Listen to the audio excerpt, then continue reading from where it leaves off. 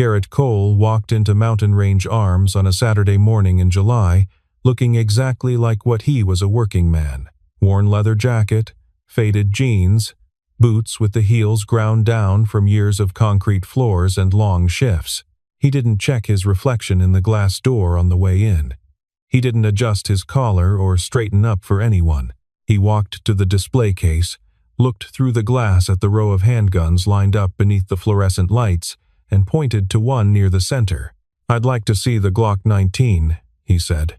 Ashley was the first one to look up. She was 27, the senior floor associate, and she had a habit of reading people the way some people read weather: fast, confident, and often wrong. She looked at Garrett from the top of his head to the soles of his boots.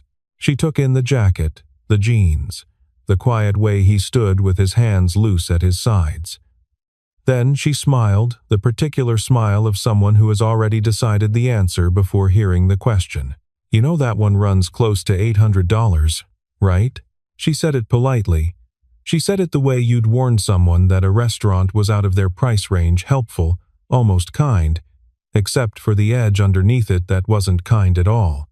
Brooke was standing 2 feet to Ashley's right, and she leaned slightly toward Jade and said, "Just loud enough. Maybe we should point him toward Walmart." The two of them laughed. Not loud, not cruel in any theatrical way, just the small, dismissive laugh of people who had already placed this man in a category and found the category amusing. Garrett looked at them. Not through them, not past them, directly at them, with full attention, the way you look at something you are trying to understand, rather than something you are trying to avoid. And then he smiled. It was not the smile of a man who was embarrassed. It was not the tight, controlled smile of someone swallowing anger. It was calm in a way that felt almost out of place in that room, the kind of calm that doesn't come from having nothing to worry about, but from having already survived the things worth worrying about. It was a smile that belonged to a man who had stood in rooms far more dangerous than this one, and had learned that the most important thing you can do in any room is stay exactly who you are. Ashley's own smile faded before she quite knew why. Something about his expression unsettled her in a way she couldn't name. She had expected embarrassment, or defensiveness, or the tight-jawed pride of a man who felt called out. She had not expected this easy, unhurried steadiness that made her feel, suddenly and uncomfortably, like she was the one being evaluated. Before anyone could say anything else, Garrett turned, found the chair in the far corner of the shop back against the wall, facing the entrance, and sat down. He folded his hands on his knees. He waited. If you believe that the quietest person in the room is often the one with the most to say, hit like right now. Drop a comment and tell us where you're watching from, share this with someone who needs to hear it today, and subscribe to the channel. Because in 15 minutes, a woman is going to walk through that back door and bring this entire room to a stop. Ashley watched him sit down and felt the vague irritation of someone whose performance has failed to land. She exchanged a glance with Brooke. Brooke shrugged. The moment passed, or seemed to. Other customers drifted in. The morning moved forward, but Jade didn't move on quite as easily. She was the youngest of the three, 25, and she had a quieter way of taking in the world. She had laughed earlier, half a laugh, the reflexive kind, but watching Garrett walk to that corner chair and settle into it with such complete self-possession made her feel something she didn't quite have a word for. Not guilt exactly, something closer to curiosity, or unease. She picked up a glass of water from behind the counter, walked across the floor without announcing herself, and set it on the small table beside his chair. Garrett looked up at her. She didn't say anything. She just turned and walked back to the counter. He watched her go. He didn't say thank you out loud, but he picked up the glass and drank. And for a moment he looked at the back of Jade's head with an expression that was, if anything, more attentive than before. 15 minutes passed. A new customer came in sport coat, dress watch, the kind of easy confidence that comes with knowing you belong everywhere you go. Ashley's posture changed within seconds. Her shoulders came back. Her voice warmed. Brooke appeared from nowhere with a brochure. All three of them materialized around this man like sunflowers turning toward light, and Garrett watched the whole thing from his corner chair without saying a single word. Jade was the one who finally broke away. Ashley was deep into the sales pitch, and Jade used the opening to slip down to the far end of the counter, closest to where Garrett was sitting. She spoke quietly. "Which model were you looking at?" "The Glock 19, he said. "Generation 5. I want to look at the trigger pull on the MOS variant, compare the weight loaded versus unloaded. I've been running the numbers on barrel length versus effective range for home defense at close quarters." Jade went very still for a moment. He wasn't using the language of someone who had looked up a few things online before coming in. He was using the language of someone for whom firearms were not a novelty. He knew the terminology the way mechanics know engines, not because they studied it once, but because they lived with it. "You've used this platform before," she said. It wasn't quite a question.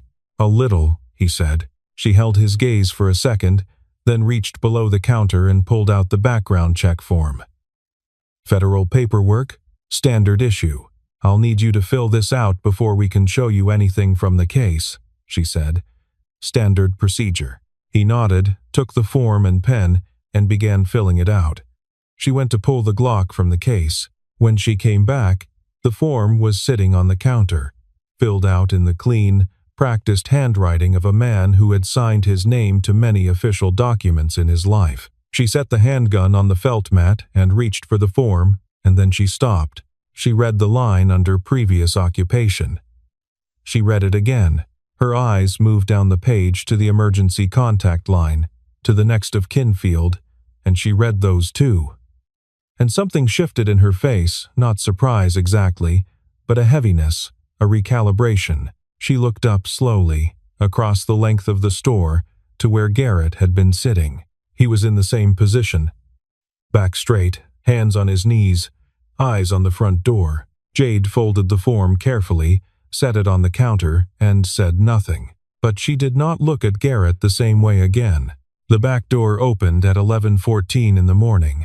Claire Hargrove came in from the stockroom the way she always did on Saturday mornings, moving fast, already thinking about the delivery discrepancy she'd found in the inventory, already composing the email she needed to send. She was 34 years old, and she carried herself like a woman who had built something real with her hands and her grief and her will, and who had learned that the only way to keep something standing was to keep moving.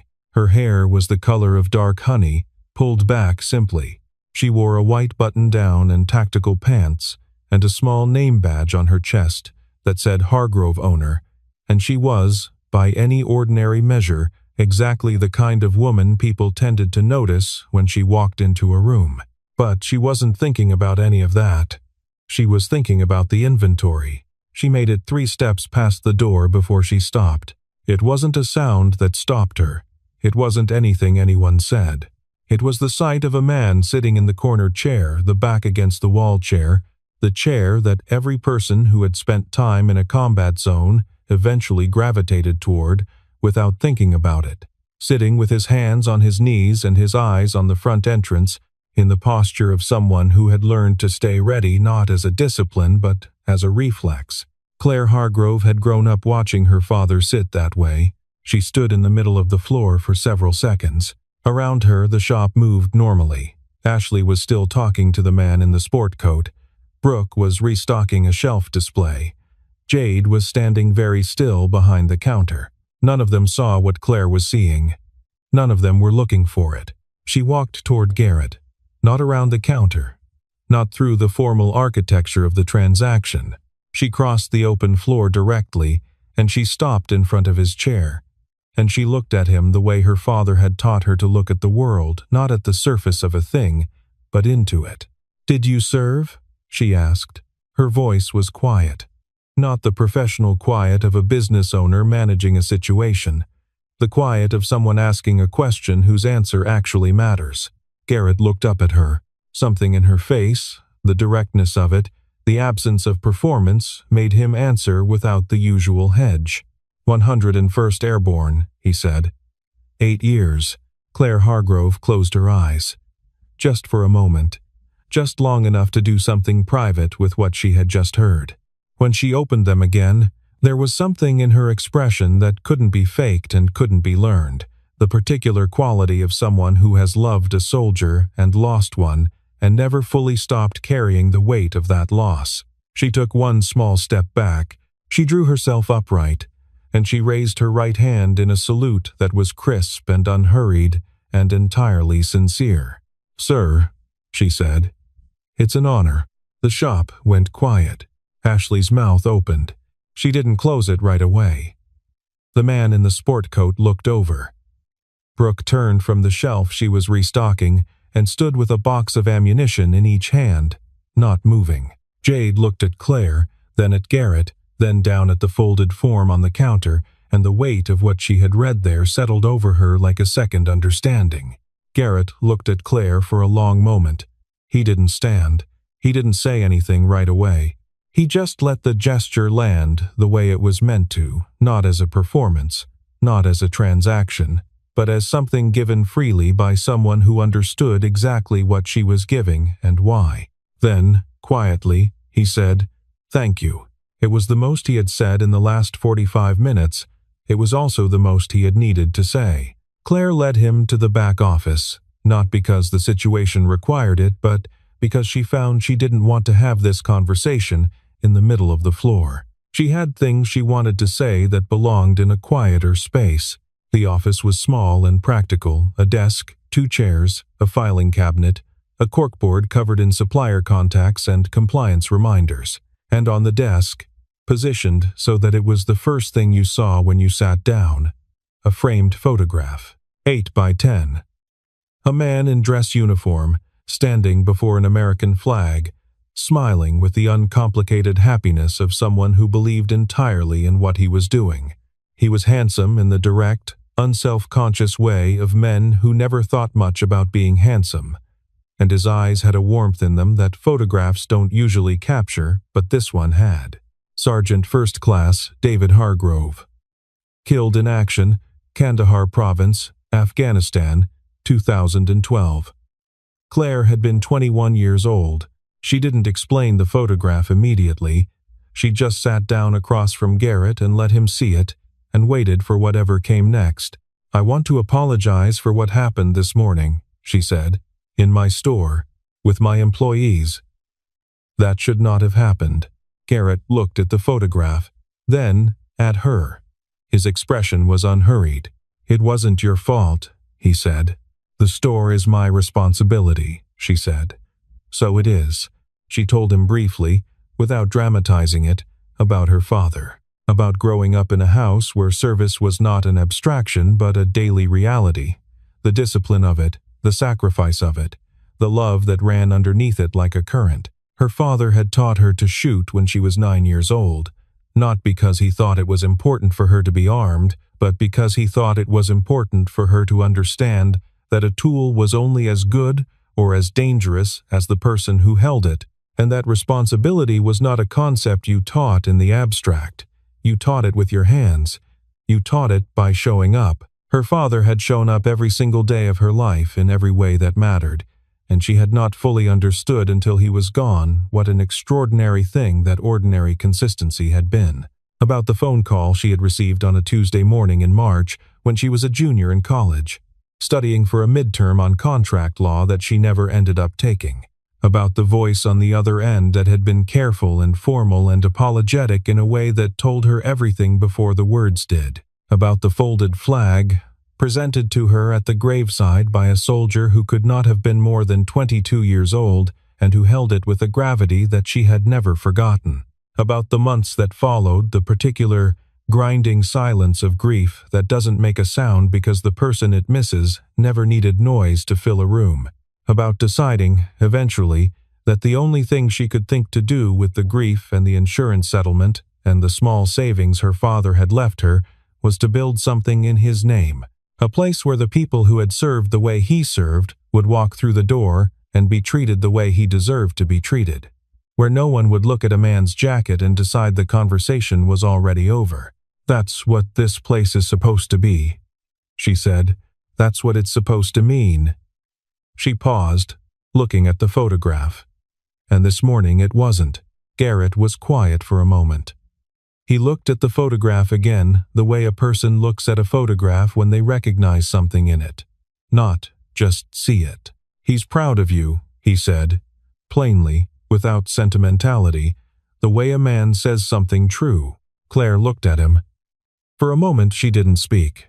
It was not the first time someone had said something like that to her, but it was the first time in a long time that it had come from someone who said it without needing anything from her. No sympathy, no validation, no bridge back to their own story. He just said it because it was what he saw. "Tell me about your daughter," she said. He told her. Not everything, but the important things. She had her mother's eyes and her father's stubbornness, which Claire smiled at. Her mother, Diana, had died 22 months ago. Breast cancer, diagnosed late, fought hard. Garrett had left the army after his second extension because Diana's treatments had moved into the phase where she needed someone at home, and he had chosen without hesitation. He was working now as a welder at a fabrication shop outside Cedar Falls, second shift, which meant Sophie was alone in the house from 3:30 until after midnight. "I want something in a locked case in the house," he said. "She knows not to touch it, but I want to know it's there." He said it simply, without defensiveness, not asking for permission or approval, just explaining. Claire nodded. She understood the particular arithmetic of that decision, the math of love and risk, and the things you do when you are the only line of defense between your child and a world that doesn't ask permission. "Let's go get you what you came for," she said. She walked back out onto the floor with Garrett at her side, and the temperature of the room changed in the way that a room changes when the person who owns it returns with something settled in her eyes. Ashley and Brooke both saw her coming. Both straightened without being told. Claire stopped at the counter. She did not raise her voice. She spoke in the measured tone of someone who has learned that the most serious things do not require volume.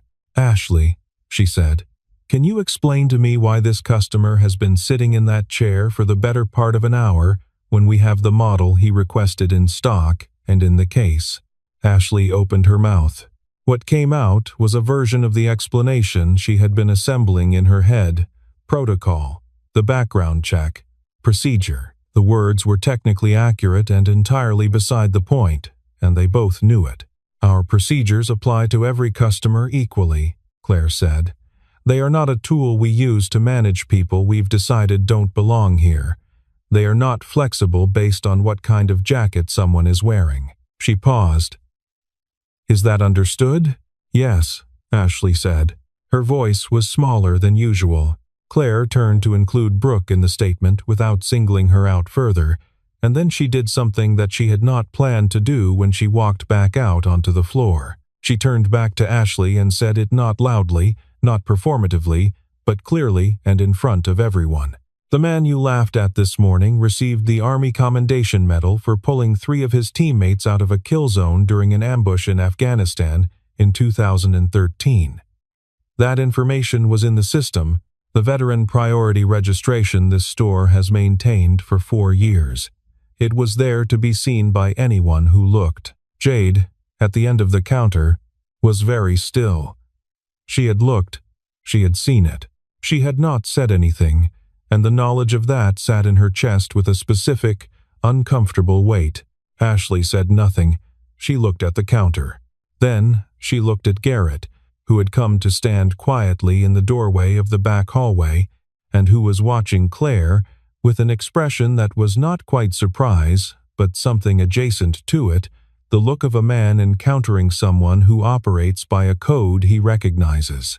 He said, "You don't have to do this." Claire looked at him steadily. "Yes, I do," she said. "Not for you. For what this place is supposed to be." The afternoon light was coming through the front windows, long and warm by the time Ashley found herself alone in the office with Claire. Brooke had been sent on a supply run. The floor was quiet. Jade was managing 2 walk-in customers at the far end of the display case, and Garrett was sitting in one of the 2 chairs in the main consultation area, paperwork on the table in front of him, a cup of coffee at his elbow that Claire had produced from the back, without being asked. Ashley sat across from her employer and looked at the photograph on the desk. She had walked past it many times before without stopping to consider what it meant. Now she looked at it. He was 38 when he died, Claire said without preamble. Same age as the man you laughed at this morning, give or take. She wasn't being calculated about the comparison. She was just telling the truth. She told Ashley about the morning she got the call, how she had been in the library, studying for a midterm she never ended up taking, how the casualty officer had apologized for delivering the news over the phone, which meant it was already too late for the alternative. How she had driven 4 hours home in a state of such complete unreality that she could not account afterward for how she had managed the turns. He had the flag on the mantel, she said. He'd been given it at a ceremony 2 years before, and he kept it there because he said it reminded him what the job was for. Not the government, not the mission, the people, the ones at home who needed someone to hold the line so they could live their lives without having to think about what holding the line costs. Ashley was quiet. She was looking at the man in the photograph, really looking. The way you look at something when you finally stopped deciding what you think of it and started actually seeing it. Her father was still alive. He lived 40 minutes away in the same house she'd grown up in, and she called him on Sunday evenings and complained about her commute and her rent, and he listened with the patient, careful attention of a man who understood that his daughter's problems were real to her and that his job was to honor them. She had never once, in all of those Sunday phone calls, thought about what it would be like to receive a different call instead. The kind that starts with an apology. The man sitting out there right now, Claire continued, he came in here this morning to buy a handgun to put in a locked box in his house so his 8-year-old daughter would be safe while he works the late shift. That's it. That's the entire story. He lost his wife less than 2 years ago. He works second shift as a welder to keep the lights on. He drove here this morning to take care of his child in the only way he could think to do it. And the first thing you did when he walked in was make sure he knew you thought he couldn't afford it. Ashley looked at the desk. I didn't know, she said. That's exactly the point, Claire said. You didn't know. You didn't ask. You looked at his jacket and made a decision. My father came home from his second tour and went to 3 different stores before he found one where the person behind the counter treated him like a customer instead of something suspicious. He never forgot it. And when I opened this place, I made a promise to him and to myself that this store would never be one of those stores. Ashley stood at the door for a long moment after Claire finished talking. Then she turned back. Can I apologize to him directly? She asked. I don't know if he wants to hear it, Claire said honestly. But you should try. The paperwork took 20 minutes. Claire handled it herself, ran his information through the veteran priority channel that cut the standard wait time from 3 to 7 days down to same day, provided the purchase was otherwise clean, which his was. She pulled the Glock 19 from the case, walked him through the configuration options, set him up with the 2 accessories he asked about, both sensible, both practical, no upselling, and wrote up the receipt. Garrett was gathering the bag and the documentation when Ashley appeared. She came without Brooke, without anyone. She stood 2 feet from him with her hands at her sides, and she said it simply, I want to apologize for this morning. There's nothing I can say to explain it that makes it okay. I'm sorry. Garrett looked at her for a moment. He considered her the way he considered most things, without hurry, without performance. Thank you for saying that, he told her. It was not absolution. It was not the wiping clean of the morning. Claire walked him to the front. The July sun had climbed fully overhead, and the parking lot shimmered with the particular white heat of a Tennessee summer at midday. Garrett stopped on the step, one hand on the doorframe, and turned back toward her. The name on the sign, he said. Hargrove. That's him? That's him, she said. He nodded slowly, looking at the sign above the entrance as though he was reading something in it that hadn't been there a second ago. He would have liked this place, he said. And then, after a pause, he would have liked what you've made of it. Claire stood in the doorway and watched him cross the parking lot. She didn't say anything else.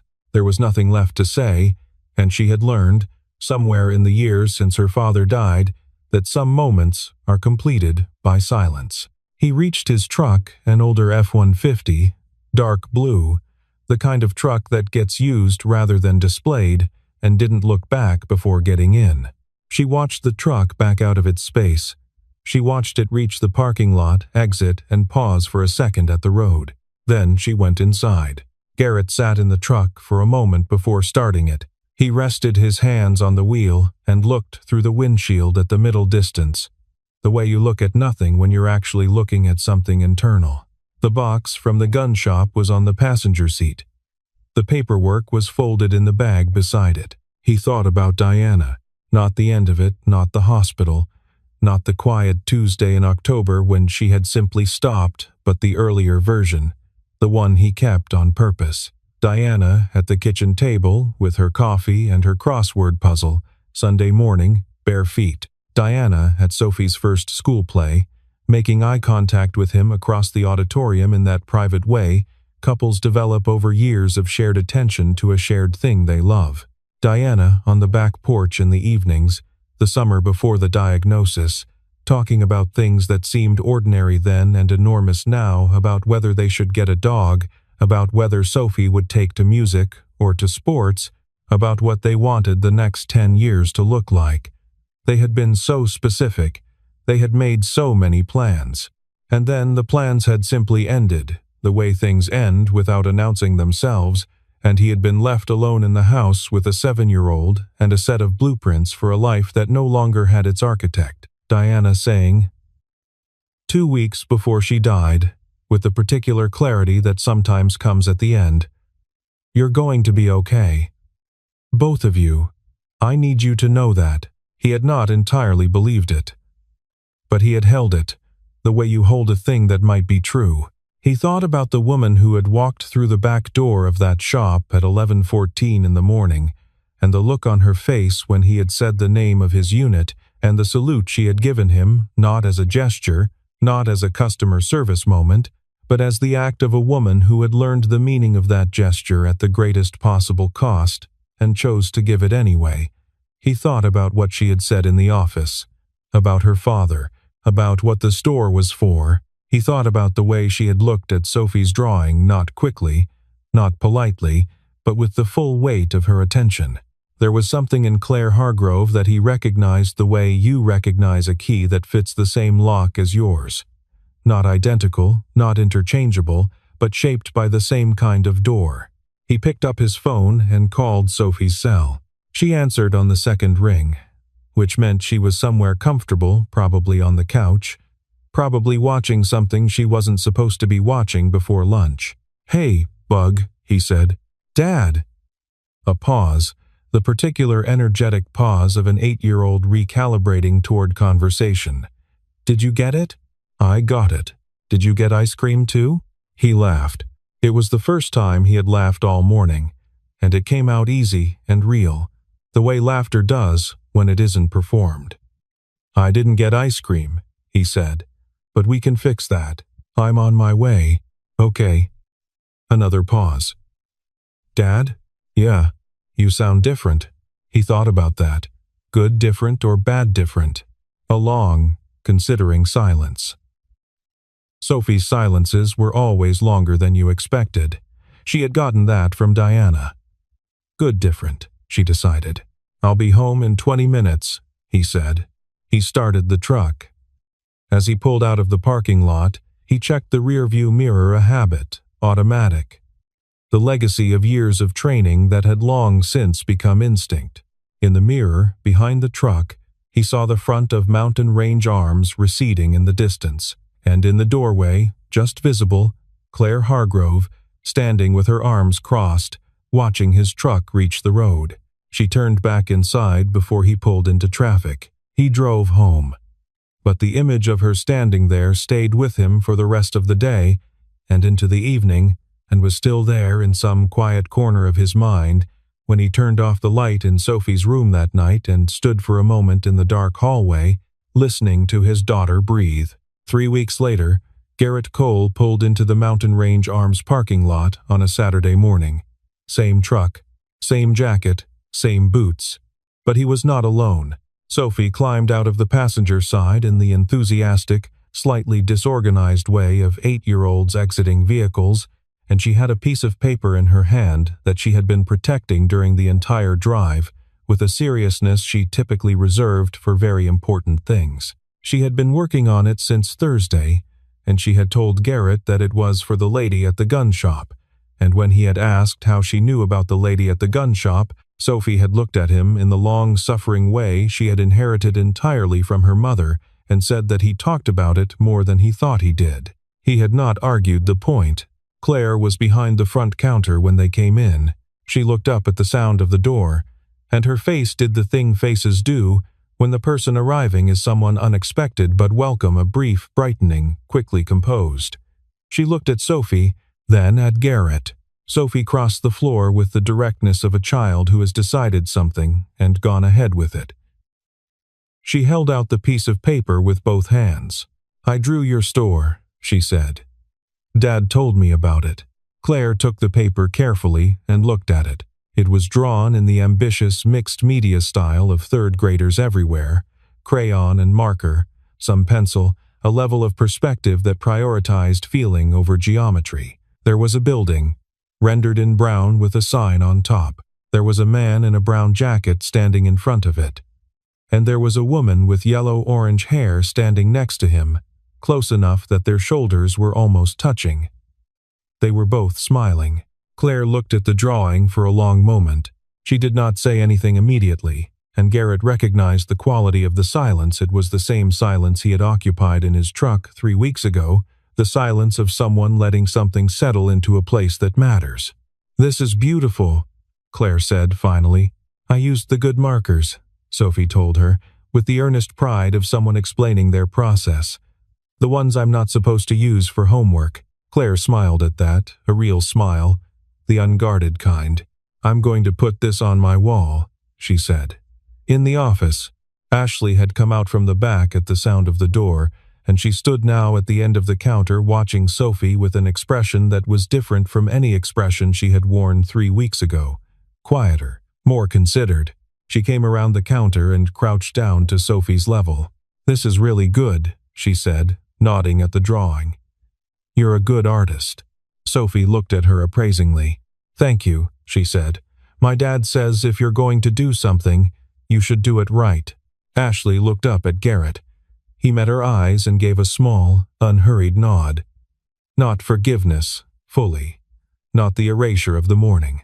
But something like the acknowledgement of movement, the recognition that a person had looked at themselves and decided to be different, and that the decision deserved to be seen. Ashley nodded back. Then she straightened and went back to work, and somewhere in the distance between where she had been 3 weeks ago and where she stood now, a door had opened, and she had chosen to walk through it. Garrett turned to find Claire beside him. "She wanted to take the safety course," he said. "I looked it up on your website. The junior program. For kids whose parents—" He paused. "For kids in single-parent households. It runs on Saturday mornings," Claire said. "First session starts in about 20 minutes. "Good timing," he said. "Very good timing," she agreed. She took Sophie to the classroom in the back, a real room, set up with small chairs and a table and the kind of careful, patient infrastructure of someone who had thought hard about what children need to feel safe while learning something serious. Sophie went without hesitation, because she was her father's daughter, and hesitation was not in her nature. Garrett stood in the doorway and watched her find a seat in the front row. Then he stepped back into the main floor and stood the way he always stood, jacket, jeans, boots, hands loose at his sides, and waited, behind the counter, restocking the display of cleaning supplies.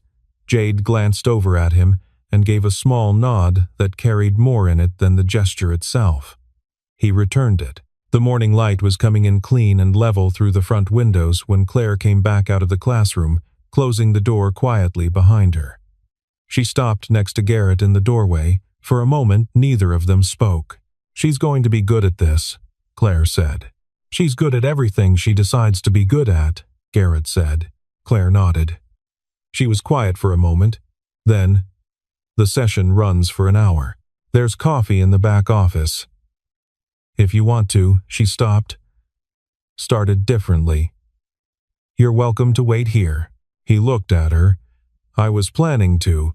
A beat. The course runs every Saturday, Claire said. So if she wants to come back next week, she'll want to come back, Garrett said. Claire turned slightly toward him. Just her? He held her gaze, and this time, the smile that came to his face was not the enigmatic, unreadable calm of a man who had learned to give nothing away. It was simple and certain and entirely present, the smile of a man who has survived enough to know the difference between what is worth holding and what is worth letting yourself reach for. No, he said quietly. Not just her. Some mornings change more than they appear to. They begin as one thing, a transaction, a routine, an ordinary Saturday in an ordinary town, and end as something else entirely. They don't announce themselves. They don't arrive with any particular sign that this will be the morning you remember. They just happen. The way all important things happen. One moment at a time. In the small and ordinary space between who you were and who you are becoming. A man walks into a store. 3 women decide, in the first 5 seconds, who he is.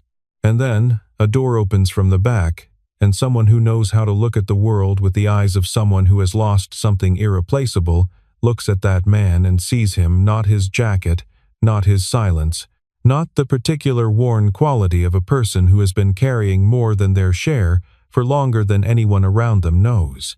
She sees him, and in being seen, something that had been closed for a long time opens a crack and lets in a little light. It doesn't fix everything. It doesn't bring back what was lost, but it changes the shape of the morning. And the shape of the morning changes the shape of the weeks that follow. And the weeks become something that looks, from a certain angle, like a beginning. And sometimes, all it takes to close that distance is one person who knows how to look at another person and see them, the real them. The one that was there all along, waiting quietly in the corner chair with their back against the wall and their eyes on the door, patient as stone, steady as something that has already been through the fire and come out the other side.